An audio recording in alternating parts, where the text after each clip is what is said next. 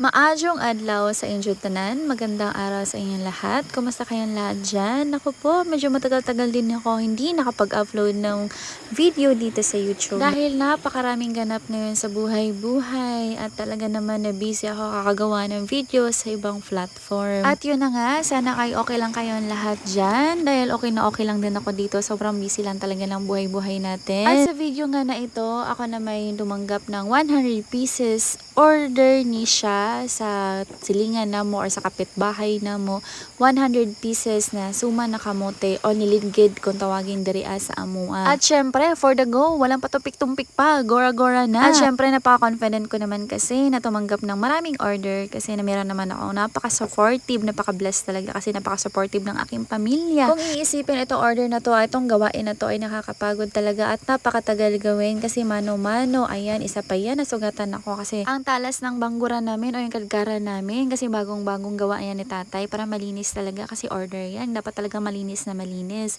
At ito na nga nagtutulungan sila naman nila tatay at aking mga cousins, mga pinsan ay kumuha naman ng mga dahon at kami naman ni Ate DC. Kami naman dito ang nagkakabanggod-banggod dito sa kamote. Ayan, banggod kasi ang tawag niyan sa amin. Ayan, kinakadkad. At habang piniprepare nga namin ni Ate Daisy yung kamote ay si tatay naman, ay piniprepare naman niya yung mga ilalak ko, yung mga gagamitin ko na ihalo ko sa aking kamote, kagaya ng saging, coconut. O, diba? Sino pa bang aayaw sa order? Kasi lahat talaga kayo ay kumikilos, lahat kayo nagtutulungan. Hindi lang yung isa lang yung pinapabayaan. Talaga na may mabilis matapos sa mga gawain. Kasi saka magaan, hindi nakakapagod, nakaka-enjoy lalo. Pagkatapos nga namin mabanggod o makadkad ni Ate Daisy yung kamote, ako na may nag-additional ng niyog kasi kulang pa yung niyog ni tatay. Para talaga creamy yung kanyang palaman o yung lahok niya sa gitna kasi lalagyan namin ng lahok sa gitna. Itong order na 100 pieces suma na kamote ay talaga naman kapitbahay lang namin ang nag-order. Kapitbahay na baryo. Ayan, mga baryo kasi dito sa probinsya, sa bukid. Siya nga ay kakauwi lang dito sa amin galing sa barko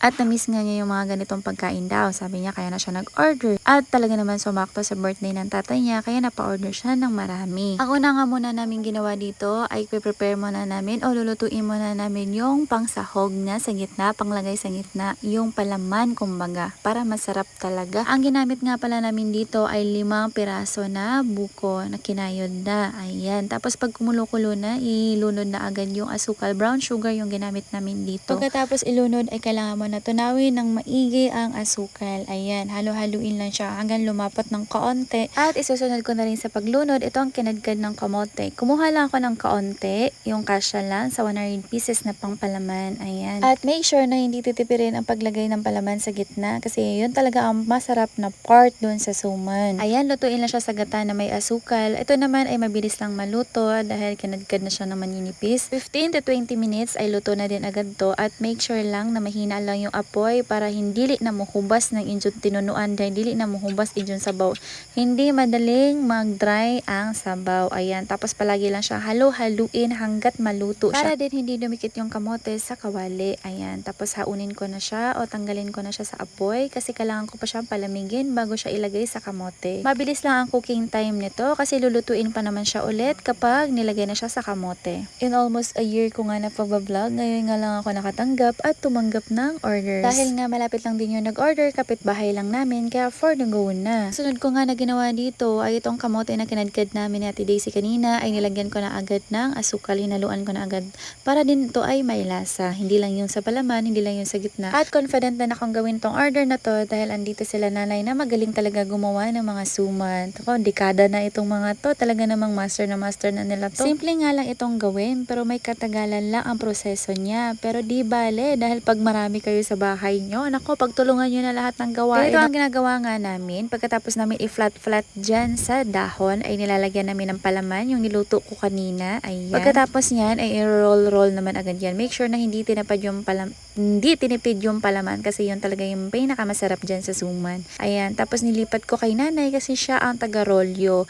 at kami naman ang tagalagay sa dahon. Siya ang taga-rolyo dahil para mapantay-pantay ang paggagawa, pantay ang sizes, pantay ang haba. Kasi sinubukan namin ni Ate Daisy at ni nanay na mag-rolyo din para naman mabilis. Agoy, kay hindi man maganda ang resulta, iba-iba ang sizes, kailangan pa i-adjust ni nanay. Kaya si nanay na lang ang gagawa para pantay-pantay lahat ng gawa. Kami na lang ni Ate Daisy ang mag-ready. At kailangan kapag nagbalot ka ng suman sa saging na dahon ay talaga namang higpitan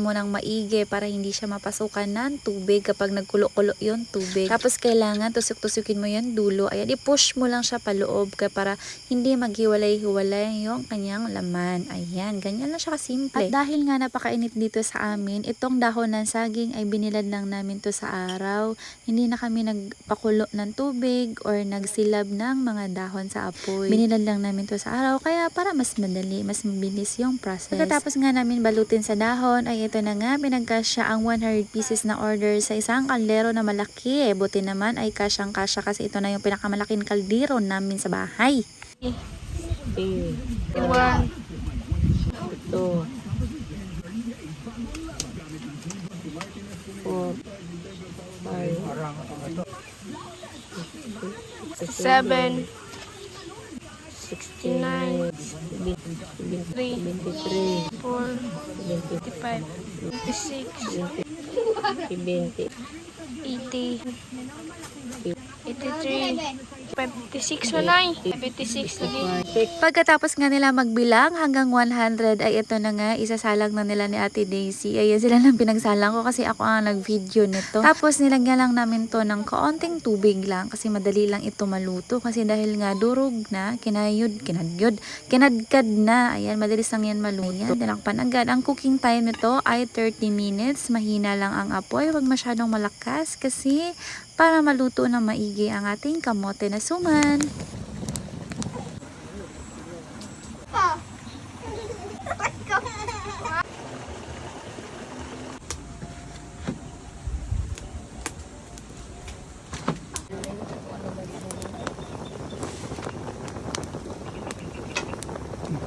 After 30 minutes nga, agad na kaming kumuha ng free taste kung talaga bang ito'y lutong-luto na, wala na bang amoy hilaw, lasang hilaw. Ay para ma-ready na at mabigay na sa nag-order. At ito nga si tatay, ayaw naman gumamit ng basahan. Talaga pag matatanda, ay naku, makakapal na ang kamay. Hindi na kailangan ng mga basahan.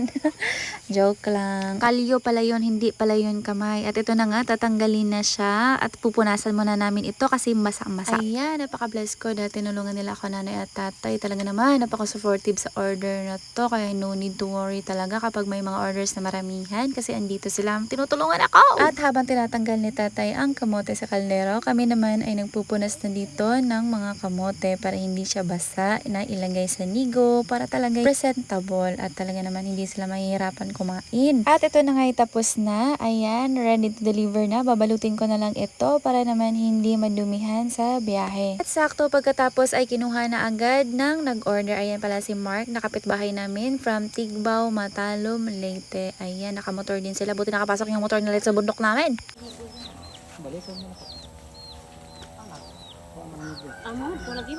Pagkatapos ay bumalik naman ako sa kubo. Ayan, naluto na rin itong mga sinalang ni nanay na kamuting suman din. Sobra ito, kaya binalot na din namin para hindi masayang. Ito nga aking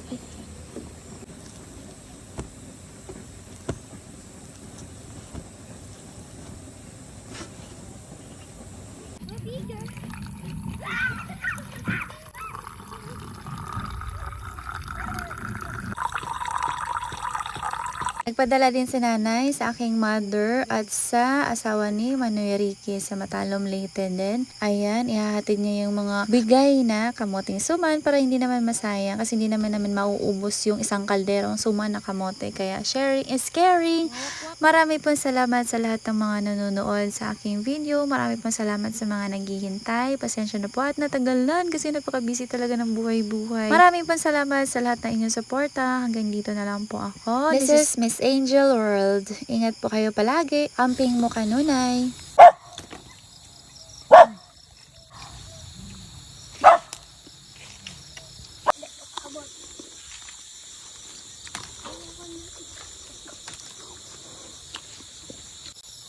Surprise.